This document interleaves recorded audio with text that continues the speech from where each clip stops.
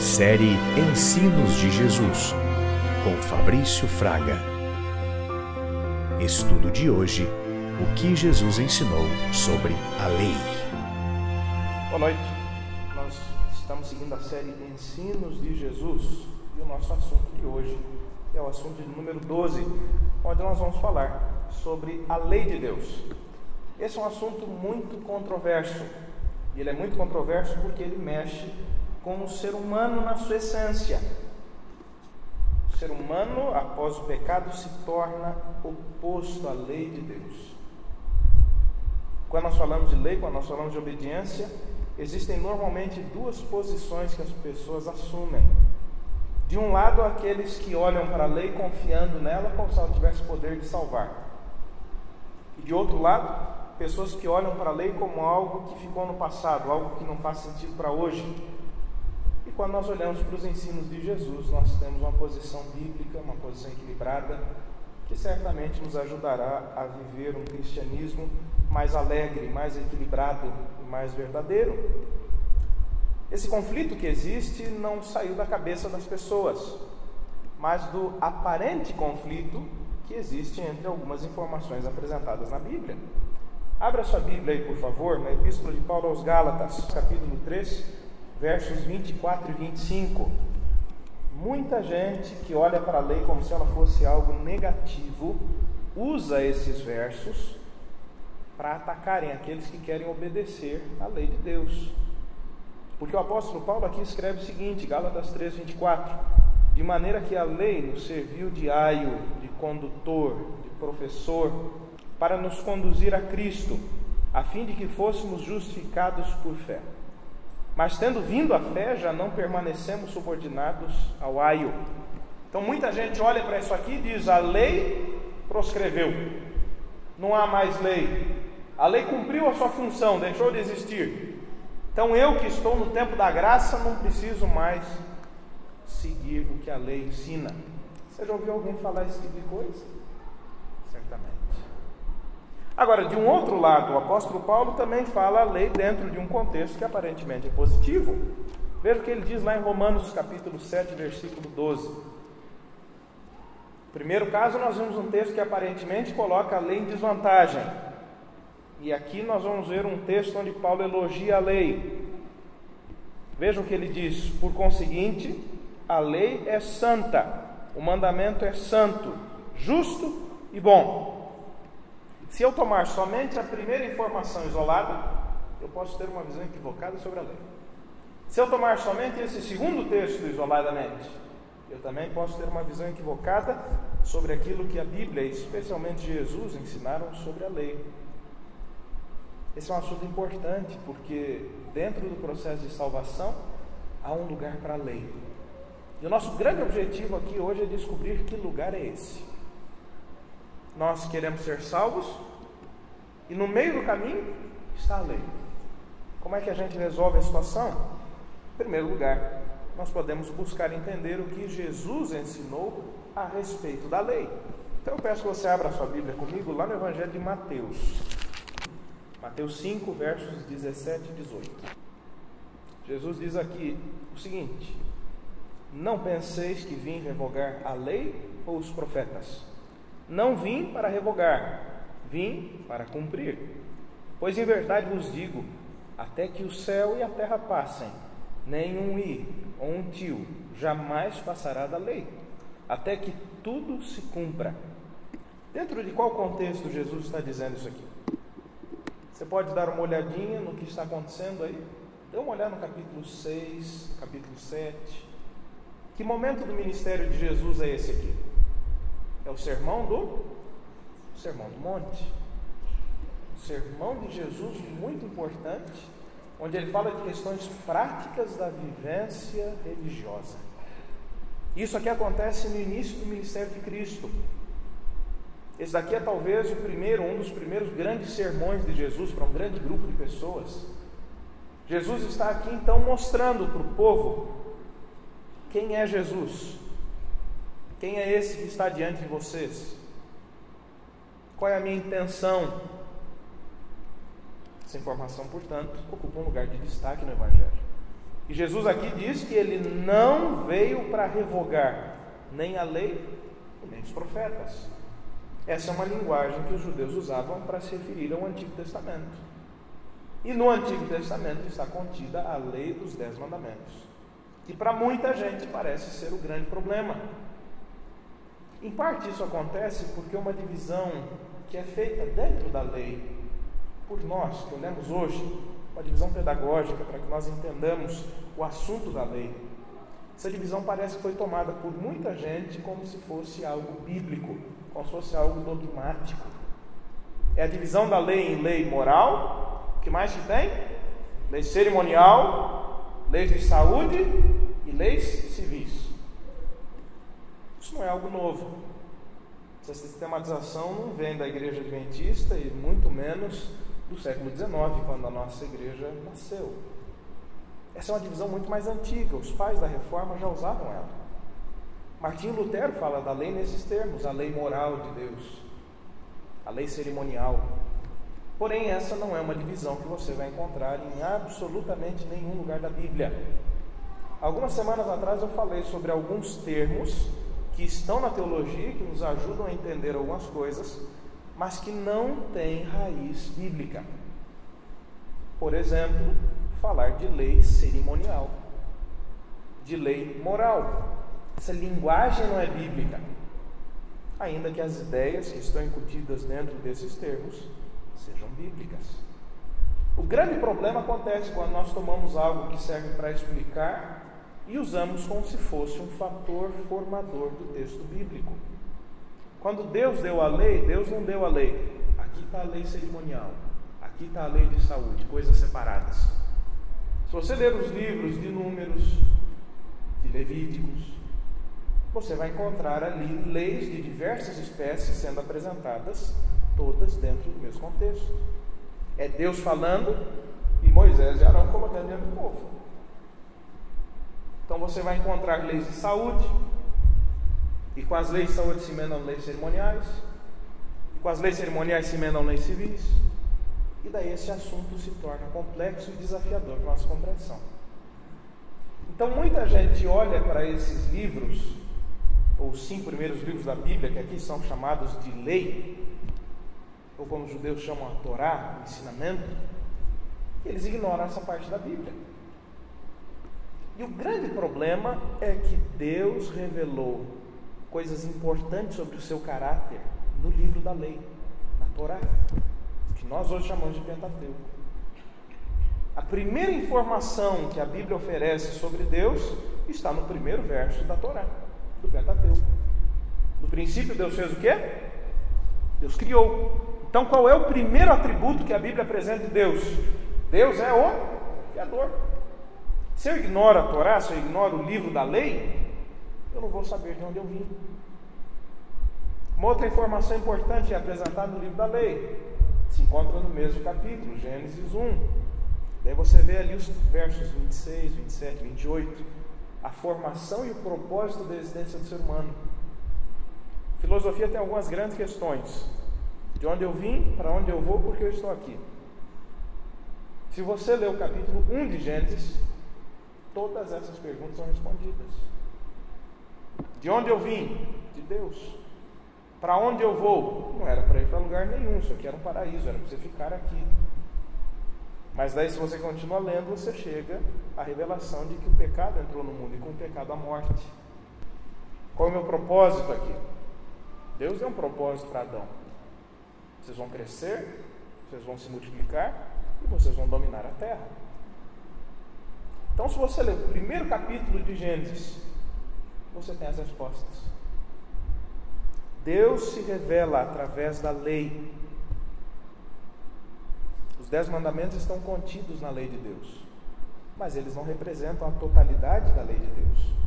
Quando Cristo diz: eu não vim revogar a lei ou os profetas, eu não vim revogar, eu vim cumprir, ele se refere a todo o Antigo Testamento, inclusive os mandamentos, inclusive as profecias a respeito dele.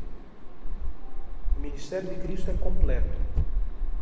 Ele é completo porque é suficiente para todas as pessoas. O ministério de Cristo é completo porque é abrangente para todas as situações da vida humana. O ministério de Cristo é completo porque ele cumpre cada uma das profecias com exatidão. O ministério de Cristo é completo porque ele torna a nossa vida hoje completa. Mesmo em tempos difíceis, nós podemos ter a certeza de que Deus tem uma revelação que é eterna. Em um tempo onde as verdades parecem mudar tão velozmente, Jesus nos apresenta uma verdade que não muda. E essa verdade é a sua lei. Porque ele diz aqui: até que o céu e a terra passem, nenhum tio, nenhum i jamais passará da lei, até que tudo se cumpra. Tudo já está cumprido? Sim ou não? Não. O céu e a terra passaram por acaso? Não. Então a lei e os profetas perderam seu sentido? Não. Mas Jesus, com seu ministério completo, torna esse assunto completamente relevante para nós cristãos. Vamos um pouco adiante para saber se Jesus de fato seguia o seu próprio ensino. Próxima questão: será que Cristo guardou a lei? Vamos lá para João capítulo 15, versículo 10. Hoje também é muito comum encontrarmos pessoas que falam, mas não fazem. Vamos ver se Jesus fazia aquilo que ele ensinava. Cristo aqui diz assim, João 15, 10: se guardardes os meus mandamentos, permanecereis no meu amor, assim como também eu tenho guardado os mandamentos de meu Pai, e no seu amor permaneço. Você ama a Jesus? Então você precisa obedecer. Mas eu te pergunto, é natural do ser humano amar a Jesus? Sim ou não? Os pecados fazem separação entre nós e Deus. Existe um hiato entre a humanidade pecadora e o Criador Santo. Então, por natureza, nós não amamos a Deus. Por conseguinte, é impossível que nós obedeçamos aos mandamentos, porque nós não amamos a Deus. Mas ele nos apresenta um processo. Dentro desse processo é possível amá-lo, conhecer a sua vontade e obedecer. Nessa ordem. Muitos buscam na lei um objeto de salvação, de justificação, de santificação. Têm sido frustrados, porque essa não é a proposta da lei. Jesus ensinou sobre a obediência aos mandamentos. Veja aí comigo, capítulo 14 desse mesmo evangelho, versos 15 e 21.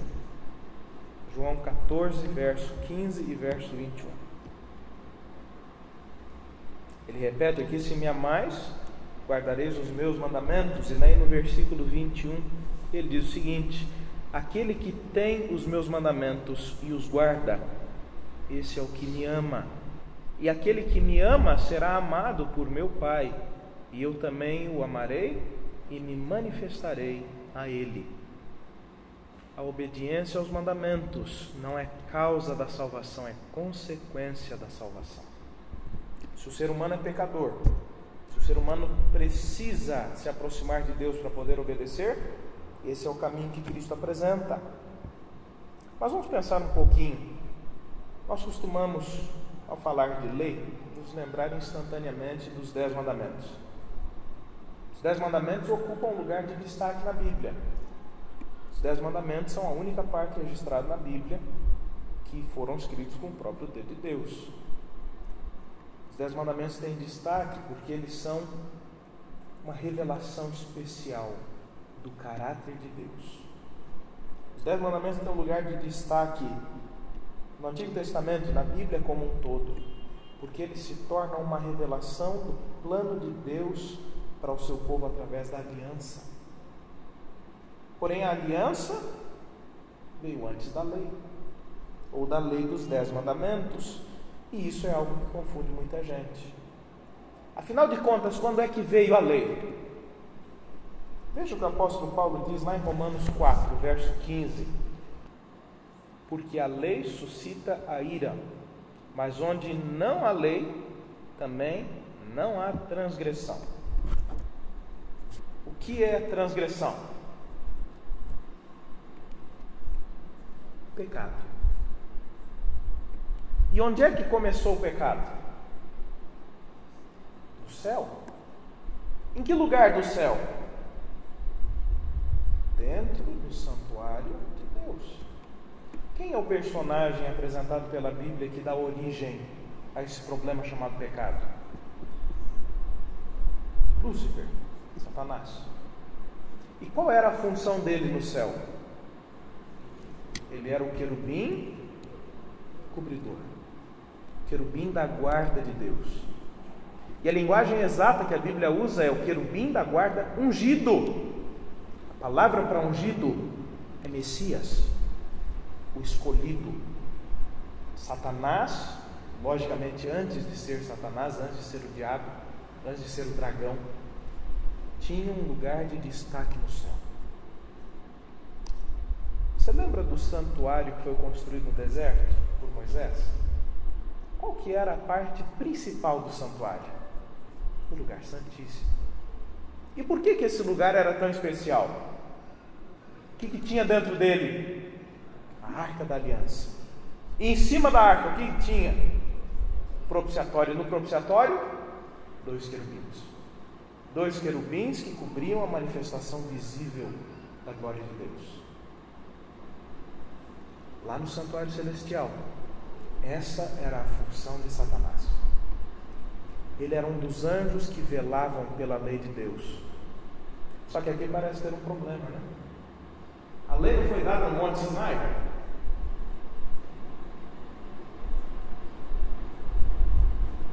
Entendeu o problema? A lei de Deus inclui os 10 mandamentos, mas não se resume aos 10 mandamentos. Veja aquilo que Paulo diz aí em Romanos capítulo 2, versos 14. Quanto, pois, aos gentios que não têm lei, procedem por natureza de conformidade com a lei, não tendo a lei, servem de lei para si mesmos. Eles mostram a norma da lei gravada no seu coração, testemunhando-lhes também a consciência e os seus pensamentos, mutuamente acusando-os ou defendendo-os. Quem eram os gentios? Os gentios eram aqueles que estavam excluídos da aliança, não eram descendentes de Abraão, não tinham obrigação com os 10 mandamentos, não tinham obrigação com a Torá, mas ainda assim eram seres humanos, eram pecadores, precisavam de salvação. E qual é então o padrão de julgamento que Paulo apresenta para a salvação dessas pessoas? A sua própria consciência. Porque a consciência humana testifica de uma lei superior, uma lei que não depende do Israel antigo, uma lei que foi gravada pelo Criador em nós todos, porque nós todos originalmente pertencemos a Ele. Lá no céu, Satanás desempenhava o papel de ser um querubim guardador, um querubim velador, cobridor. Ele protegia a lei de Deus. A lei de Deus é a revelação do caráter de Deus. Deus se revelou para os anjos? Sim. Deus se revelou para os seres que Ele tinha criado em outros mundos? Sim. Então havia lei ou não havia? Havia. Eram os 10 mandamentos? Não. Mas eram os princípios dos 10 mandamentos. Por exemplo, lá no céu é possível haver adultério? Não. Por quê? Porque Jesus nos explica que os anjos não se casam nem se dão em casamento. Mas qual é o princípio por trás desse mandamento? A pureza. É por isso que a quebra desse mandamento é possível até mesmo para quem é solteiro. Esse mandamento não está restrito ao casamento, mas ele brota de um princípio que é superior e que se aplica a qualquer criatura. Lá no céu, por acaso, existem estátuas de Baal, de Dagon, de Moloque, todos esses deuses dos quais a Bíblia fala? Não. Mas não foi possível Satanás colocar o seu próprio eu no centro e adorar a si mesmo? Sim. Então o princípio do mandamento, não terás outros deuses diante de mim, está presente aí. Marcos capítulo 2 explica o motivo de existir o sábado. O sábado é uma questão da terra, dos seres humanos. Porque Deus criou esse planeta em 6 dias e no 7º dia descansou. Porque a terra tem a sua velocidade de rotação, tem o seu ciclo de translação. E por isso acontece dia e noite, semanas, meses, anos, as estações. Então o mandamento do sábado do 7º dia é exclusivo da terra. Mas o princípio por trás é o princípio da adoração. E no céu Deus é adorado ou não? Sim. Então a lei de Deus, como revelação do seu caráter, acompanha a obra criadora de Deus. Deus cria dentro das suas próprias leis. As leis da física que o ser humano descobriu são leis de Deus. Porque Deus cria dentro de uma proposta lógica que Ele apresenta, revelando o seu caráter. Quando Deus compartilha com as criaturas o tempo e o espaço, Deus está revelando o seu caráter, Deus está dizendo quem Ele é. Deus faz criaturas à sua imagem e à sua semelhança, seres morais, seres que estão dentro da sua lei, dentro do seu plano. Então, quando Paulo diz em Romanos 4,15, sem lei não há transgressão, ele está falando que lá no princípio, quando Satanás era um querubim, um anjo santo, puro, de luz, a lei já existia, e é por isso que ele pôde quebrá-la. Agora, não faz sentido pensar que Satanás está restrito àquela lei. Ele se tornou um rebelde. Então as ações de Satanás vão contra a lei de Deus. E essa é uma das definições de pecado. Pecado é a quebra da lei. Satanás sai do redil da lei de Deus, que é uma proteção. E ele chama outras criaturas para fazerem a mesma coisa. É por isso que a lei é quebrada. E é por isso que os 10 mandamentos se tornam necessários. Abra sua Bíblia de novo lá em Gálatas 3. Gálatas 3:19. Como nós vimos no trimestre passado, o contexto aqui indica a lei moral, a lei dos 10 mandamentos. E Paulo aqui diz o seguinte: qual é, pois, a razão de ser da lei? Por que é que os 10 mandamentos foram dados do jeito que eles foram dados? A lei foi adicionada por causa das transgressões, até que viesse o descendente a quem se fez a promessa, esse é Jesus, e foi promulgada por meio de anjos pela mão de um mediador. A lei eterna de Deus, a revelação plena do seu caráter, a lei que rege o universo, é limitada para que o ser humano possa entender. Deus coloca os 10 mandamentos em uma linguagem forte, uma linguagem negativa, uma linguagem de acusação, para que o ser humano consiga entender a sua necessidade de salvação, para que o ser humano consiga entender que ele precisa de um Salvador, para que eu e você saibamos que a solução para o nosso problema moral não vem de nós mesmos. Nós somos incapazes. A lei revela o pecado. E quando eu sei do meu pecado, eu sei da minha insuficiência. Os 10 mandamentos são adicionados por causa da transgressão do povo. O povo de dura serviço, como a Bíblia diz. Porém, essa lei é reflexo da lei superior, da lei verdadeira, a lei universal de Deus. E essa lei é importante, continua sendo importante. Abra sua Bíblia comigo em Êxodo 31, verso 18. Veja que o relato do próprio Moisés diz sobre a outorgação da lei. E tendo Deus acabado de falar com ele no Monte Sinai, Deus deu a Moisés as tábuas do testemunho, tábuas de pedra escritas pelo dedo de Deus. esse é um dos motivos de ter os 10 mandamentos tamanho destaque. Deus escreve com o seu próprio dedo em tábuas de pedra. Essa é a única parte da lei que foi entregue ao povo nesse formato. Moisés passou 40 dias no monte com Deus, ouvindo as orientações dele. E ali ele recebe todas as orientações da lei civil, da lei de saúde, da lei cerimonial. Mas os 10 mandamentos são entregues para Israel em tábuas de pedra. E mais importante ainda, se você ler Êxodo 19, você vai ver que antes de escrever os 10 mandamentos em tábuas de pedra, Deus proclamou diante do povo os preceitos do Decálogo. Antes que elas estivessem escritas ali, Deus disse, todos puderam ouvir, todos puderam entender, e por isso temeram. Através daquela grande manifestação, Deus mostra o quão terrível é o pecado, o quão distante dele o ser humano está. E assim o ser humano tem medo. A lei dos 10 mandamentos foi escrita pelo dedo de Deus, para que um dia pudesse ser escrita não mais em tábuas de pedra, mas nas tábuas do nosso coração.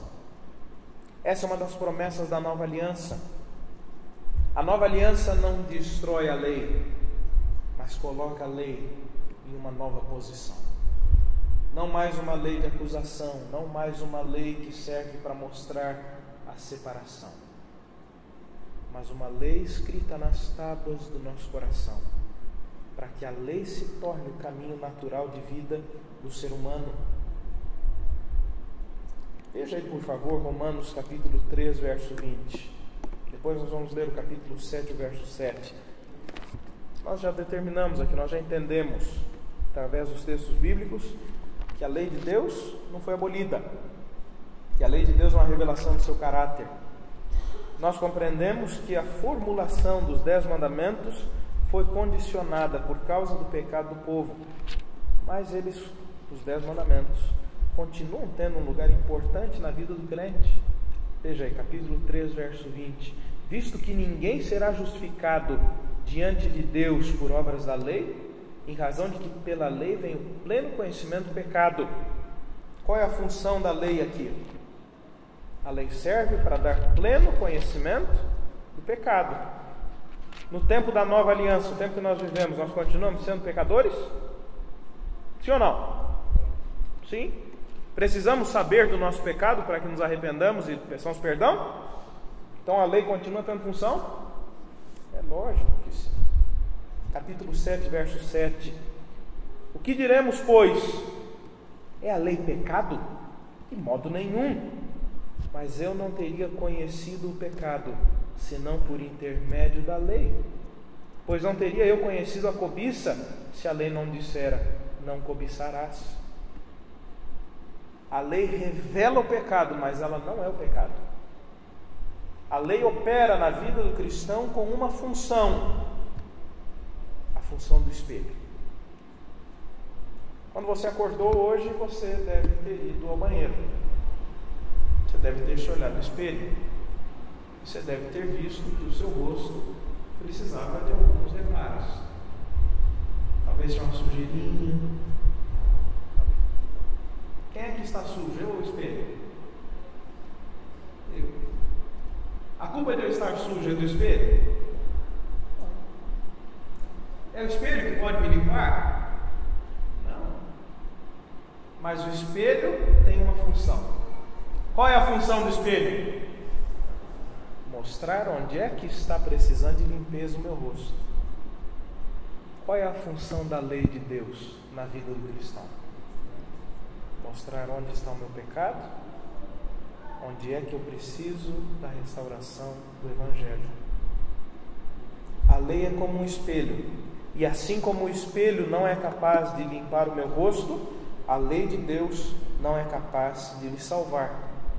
Mas a lei tem um papel no processo de salvação. Vamos ver qual é esse papel? Efésios capítulo 2, versículo 8. Porque pela graça sois salvos, mediante a fé. Isso não vem de vós, é dom de Deus, não de obras para que alguém se glorie, Pois somos feitura dele, criados em Cristo Jesus para o quê? Para boas obras, as quais Deus de antemão preparou para que andássemos nelas. Qual é o papel da lei no processo de salvação? A lei é o caminho que Deus preparou de antemão.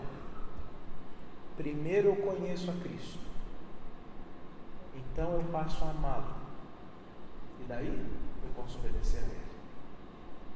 Primeiro a graça atua na minha vida, me capacitando a ter fé. Através da fé eu me agarro nos méritos de Cristo, e em Cristo eu sou feito uma nova criatura, eu sou recriado. A separação deixa de existir, e então a lei pode ser observada. Se eu fizer o caminho inverso, não funciona. Se eu quiser primeiro olhar para a lei sem amar a Cristo, a lei vai se tornar minha inimiga. Muita gente olha para a lei como se a lei fosse inimiga, mas na verdade a lei não constitui um inimigo, porque Jesus Cristo pagou o preço da transgressão da lei. Pagou completamente. Há um texto muito especial lá em Colossenses capítulo 2, vamos ler do verso 13 até o 15.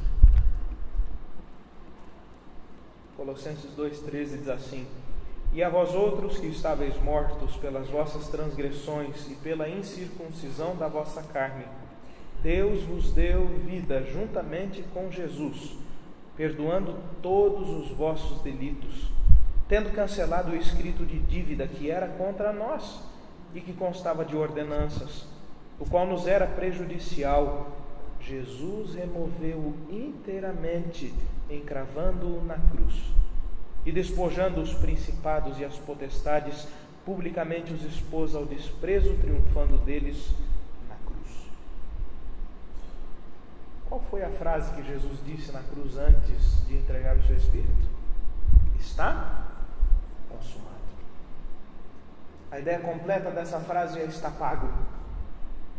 A dívida está sanada. Não há mais acusação para aqueles que estão em Cristo Jesus. A lei que me levava até Cristo cumpriu o seu propósito.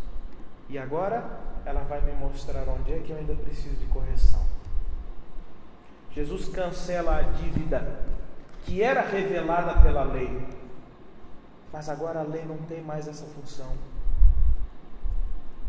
A lei me conduziu até Cristo, para que em Cristo eu pudesse ser feito novamente a imagem e a semelhança de Deus, para que eu entenda que a lei não é contra mim, mas a lei é a meu favor, porque eu, sendo uma nova criatura, ando no caminho que Deus preparou de antemão para mim. Esse é o lugar da lei. A lei mostra o meu pecado. E quando obedecemos à lei, estamos frutificando no Espírito. Porque a guarda da lei é o amor, é a alegria, é o domínio próprio e todos os outros frutos do Espírito. Para resolver aquele problema que eu postulei no início, da aparente contradição daquilo que Paulo fala sobre a lei, nós vamos ler um último texto, 1 Timóteo capítulo 1, versículo 8. Aqui o problema todo da compreensão de Paulo é resolvido. 1 Timóteo capítulo 1, versículo 8. Sabemos, porém, que a lei é boa, se alguém dela se utiliza de modo legítimo. Se a lei ocupa o lugar que Deus planejou que ela ocupasse, daí a lei é santa, é boa, é justa. Agora, se eu quero obter da lei o que ela não pode oferecer, daí a lei vai se tornar minha inimiga. A obediência é obrigação do cristão, porque o cristão verdadeiro ama a Deus. E para amar a Deus é preciso ter sido salvo por Ele. Muita gente vive sob uma pressão terrível, pensando que tem uma dívida impagável para com Deus. Mas a boa notícia é que Jesus já pagou essa dívida. Pela fé nós podemos adquirir os méritos que nos justificam diante de Deus. Já não há mais condenação para aqueles que estão em Cristo Jesus. A lei não é minha inimiga. A lei é um espelho, é um caminho que Deus de antemão preparou para que eu andasse nele. Quando nós colocamos Cristo no centro, quando nós entendemos que Ele é tudo na nossa vida, a lei passa a desempenhar um papel positivo. De que não temos acusação, mas temos um caminho vivo, novo, que está aberto, que nos leva para o trono do Pai. É um caminho de obediência, de santidade, que brota de uma vida santificada, de uma pessoa que ama a Deus. Santo Pai, obrigado pelo caminho que o Senhor preparou para que nós andássemos nele. Obrigado pela Tua lei, que é santa, justa, boa. Obrigado pela função dela de nos mostrar os nossos pecados, para que possamos confessá-los e ter paz com o Senhor em Jesus. Obrigado por Cristo, que pagou a pena. Ele excluiu aquilo que constava contra nós, o escrito de dívida dos nossos pecados. Obrigado porque em Jesus, sendo salvos, podemos Te amar e Te obedecer como filhos redimidos. Dá-nos essa compreensão, põe essa verdade em nosso coração, para que a lei não seja um peso, mas uma alegria. Oramos em nome de Jesus, o nosso Redentor. Amém. Uma boa noite a todos e um retorno seguro aos seus lares.